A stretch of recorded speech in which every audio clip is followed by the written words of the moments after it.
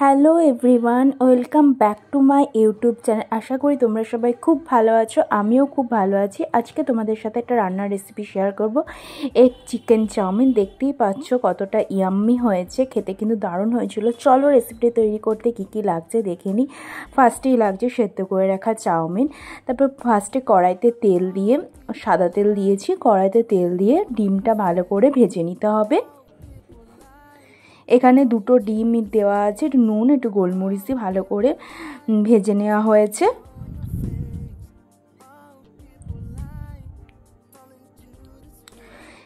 সবজির মধ্যে নিয়েছি পেঁয়াজ কুচি, ক্যাপসিকাম কুচি, রসুন, কাঁচা লঙ্কা আর বাঁধাকপি। তেলটা গরম হয়ে যাওয়ার পর দিয়ে দেব একে একে পেঁয়াজ কুচি, ক্যাপসিকাম কুচি, রসুন, কাঁচা লঙ্কা দিয়ে সামান্য একটু ভেজে নিতে হবে। আর তোমরা তোমাদের পছন্দ মতো সবজি অ্যাড করতে পারো, কোনো অসুবিধে নেই। এরমভাবে চাউমিন বানালে সত্যি রেস্টুরেন্ট স্টাইলের মতো কিন্তু খেতে হয়। একটু ভাজা হয়ে গেলে তারপরে কিন্তু কুচানো বাঁধাকপিটা কিন্তু দিয়ে দিয়েছি। এটাই বাঁধাকপিটা কিন্তু সেদ্ধ করা নেই।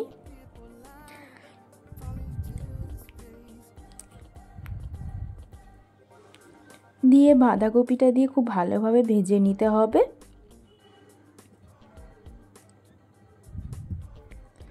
যতক্ষণ না বাঁধাকপিটা একটু নরম হয়ে আসে। দেখো বাঁধাকপির কালারটা আস্তে আস্তে চেঞ্জ হচ্ছে, বাঁধাকপিটা মোটামুটি ভাজা হয়ে গেছে। একটুখানি শেজওয়ান মশলা একটু দিয়ে দিলাম যাতে টেস্টি হয় খেতে চাউমিনটা। দিয়ে আবারও একটু নাড়াচাড়া করে নিতে হবে। এরপর দিয়ে দিতে হবে টমেটো সস, ভিনিগার আর সয়া সস। দিয়ে সমস্ত কিছু দিয়ে ভালোভাবে নাড়াচাড়া করে নিতে হবে। আর এই সময় গ্যাসের ফ্লেমটা কিন্তু একটু কমিয়ে রাখবে।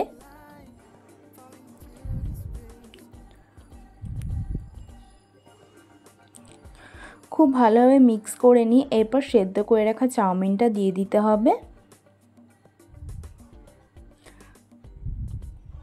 চাউমিন দিয়ে ভালো করে মিক্স করে নিতে হবে।